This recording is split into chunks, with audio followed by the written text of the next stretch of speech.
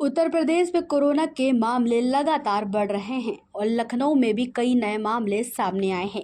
हाल ही में शहर में 55 वर्षीय एक व्यक्ति की कोरोना रिपोर्ट पॉजिटिव आई है, जो दिल की बीमारी से भी ग्रस्त है।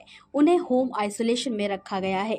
अधिकांश बड़े सरकारी अस्पतालों में कोरोना की RT-PCR जांच नहीं हो रही है। मरीजों को निजी पैथोलॉजी का रुख करना पड़ रहा है, जहां जांच के लिए मोटी रकम वसूली जा रही है। राजनारायण लोकबंधु संयुक्त अस्पताल में कोविड जांच की सुविधा नहीं है और मरीजों को KGMU या SPGI में जांच के लिए भेजा जाता है। जिला अस्पतालों में कोरोना मरीजों के लिए पर्याप्त व्यवस्था नहीं है। अभी तक कोरोना की जांच और इलाज को लेकर कोई ठोस तैयारी नहीं है। प्रसव के दौरान कोरोना पॉजिटिव पाए जाने वाली महिलाओं के इलाज के लिए विशेष व्यवस्था की आवश्यकता है। इसको लेकर क्या कहा अवंतिकी बाई के निदेशक रेणु पंत ने। मैम, कोविड के पेशेंट लगातार बढ़ रहे हैं, पूरे भारत में इसकी संख्या अधिक हो गई है। इसी तरह अगर उत्तर प्रदेश की बात करें तो उत्तर प्रदेश में भी ठीक ठाक संख्या है और वहीं लखनऊ भी अछूता नहीं रहा है। 6 से 7 पेशेंट लखनऊ में कोविड के पॉजिटिव पाए गए। आप महिला चिकित्सक हैं, उस हिसाब से देखा जाए तो प्रसव के समय अगर कोई कोविड पेशेंट आपके पास पहुंचता है तो उस सिचुएशन पे आप इसे ट्रीटमेंट किस तरह देखते हैं?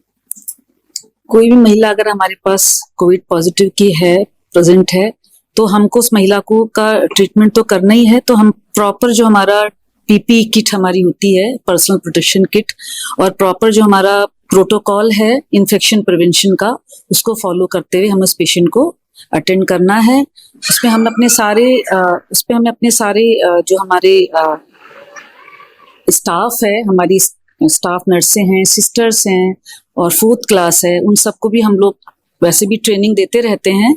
और इस सत्र में हमको पूरा बताया कि वो किस तरह से ऐसे पेशेंट्स को PPE किट पहन के उनको अटेंड करेंगी, और अटेंड करने के बाद जो प्रॉपर प्रोटोकॉल है उसके अकॉर्डिंग उसको हम लोग देखते हैं, फॉलो करते हैं। मैम, ऑफिशियली कोई गाइडलाइन अभी जारी नहीं हुई। इस हिसाब से अगर देखा जाए तो जिले के अस्पताल जो है उसमें एक मुख्य अस्पताल आपका भी आता है जी। किस हिसाब से अभी देखा जा रहा है कि क्या कोई जिस तरह पिछली बार रूम अलॉट किए गए थे, उनके रूम अलग कोविड के होते थे और इस तरह कोविड की वैक्सीन वगैरह, इसको लेकर कोई भी तैयारियां अभी नहीं है?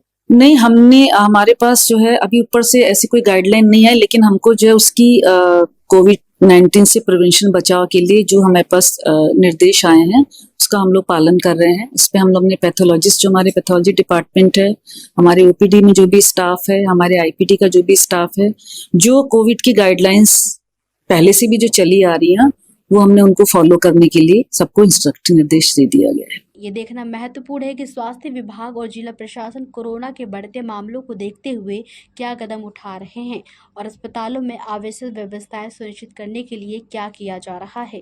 भारत में कोरोना के पेशेंट लगातार बढ़ते जा रहे हैं और आज हम लखनऊ में मौजूद हैं। लखनऊ के लगभग सभी जिले अस्पतालों में जाकर जानने का प्रयास किया कि COVID-19 की क्या फैसिलिटी की गई है, जिससे जो भी पेशेंट्स हैं उनको उसका सही चिकित्सा मिल सके और वो उनका इलाज हो सके।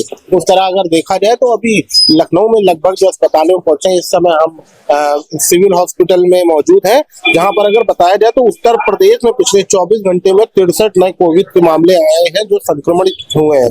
भारत में कुल सक्रिय मामले 4302 हैं। उत्तर प्रदेश, दिल्ली और पश्चिम बंगाल जैसे राज्यों में नए मामले लगातार बढ़ रहे हैं। उसी तरह अगर बात करें तो मरीजों की संख्या दिन पे दिन बढ़ रही है। उसी हिसाब से लखनऊ की अगर हम बात करें तो लखनऊ में भी कोविड के 5 पेशेंट सामने आए हैं, जिसमें से एक पेशेंट की मृत्यु भी हुई है।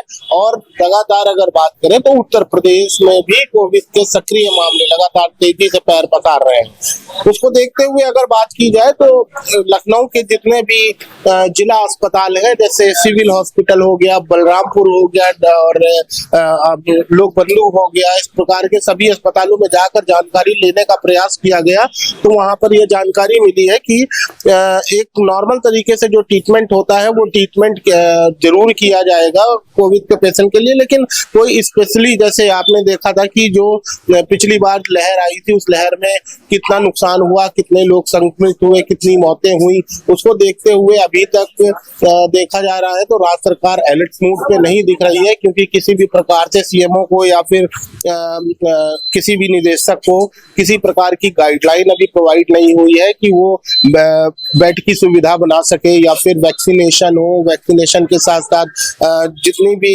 चीजें कोविड के समय पे थी उस तरह की चीजें यहाँ पर अभी देखने को नहीं मिल रही है। खास बात यह है कि इस समय सबको खुद सचेत होना चाहिए। जिस तरह ये बीमारी अपना पैर पसार रही है तो सबको सचेत होना चाहिए।